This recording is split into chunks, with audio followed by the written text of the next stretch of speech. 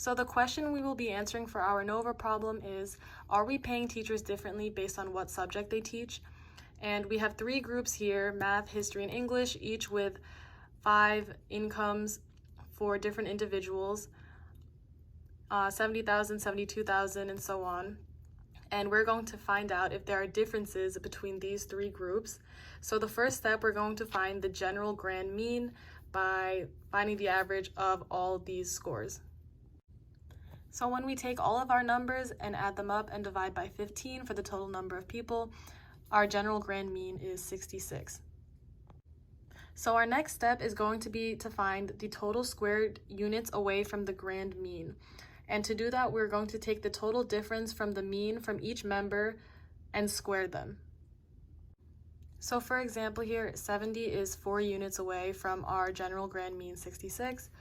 We could do 66 minus 70 is -4, squared is 16, and we're going to do the same thing, take the difference between the general grand mean for each member, and then we're going to square it and then add it all up together once we're done with that.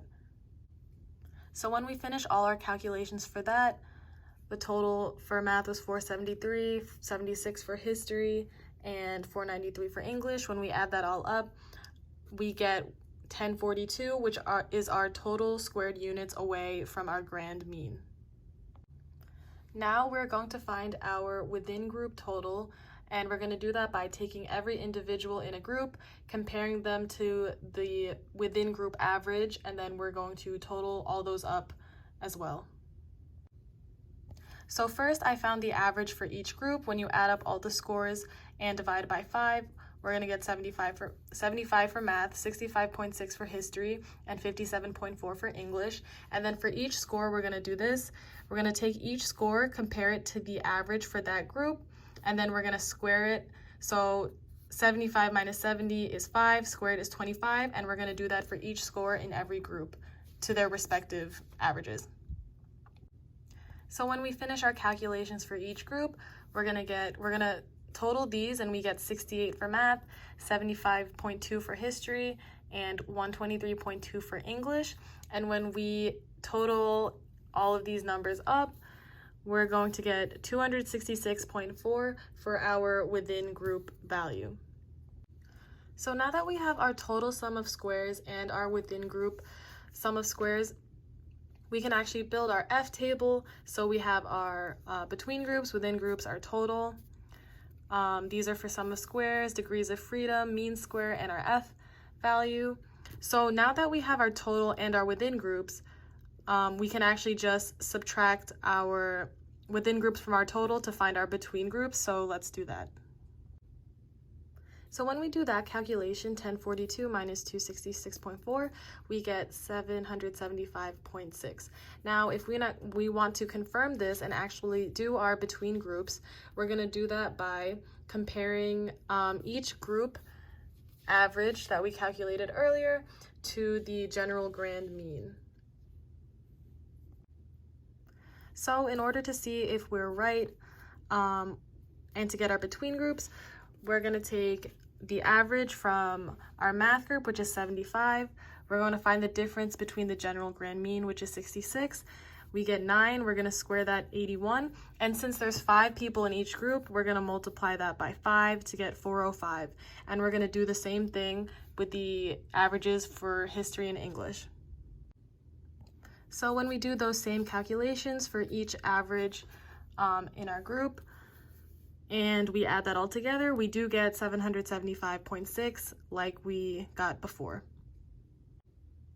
Now to fill in the rest of our F table, for degrees of freedom between groups, we're going to do 3 minus 1 because there's 3 groups. And to find the degrees of freedom, we're going to do n minus 1. So the degrees of freedom for between groups will be 2.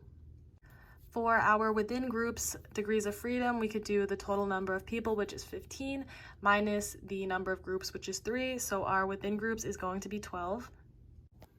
So our total, of course, is going to be 14. Now what we're going to do is we're going to divide our between groups sum of squares by its degrees of freedom. We're going to divide our within groups with the 12 degrees of freedom, and that's going to give us our mean square values. So let's do that. So when we do that, our mean squares are going to be 387.8 and 22.2. And now to get our F value, we are going to do 387.8 divided by 22.2 to get our F.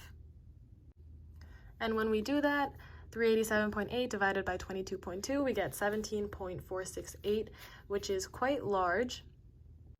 So to interpret this F value, we compare it to our critical value. And when we look at our critical values for the F distribution table, using our between groups 2 degrees of freedom and with our within groups 12 degrees of freedom, we find that our critical value is 3.89, and 17.468 is much greater than our critical value for 3.89, which means there are differences between these three groups. So when we take our same original numbers here for each group and we put them into SPSS, our group 1 is math, our group 2 is history, and our group 3 is English. When we do our analyze, compare means, one-way ANOVA, our dependent is going to be income, our factor is going to be groups. We go to post hoc, check off Tukey's, and then we press OK. Then we're going to get our table and our post hoc test. So when we take a closer look at our outputs here, we could see that our values that we hand calculated are exactly the same. Our between groups, within groups, and totals, degrees of freedom, mean squares, F value, they're all the same as we just hand calculated a little bit ago. And SPSS lets us look at the significance. So as we can see here, our significance is 0.000, which of course is way lower than 0.05, which is the standard. And we could see here, if we look at our post hoc test, that it looks like the significance for all the pairs are also below 0.05. So we come to the same conclusion that there are significant differences between these groups.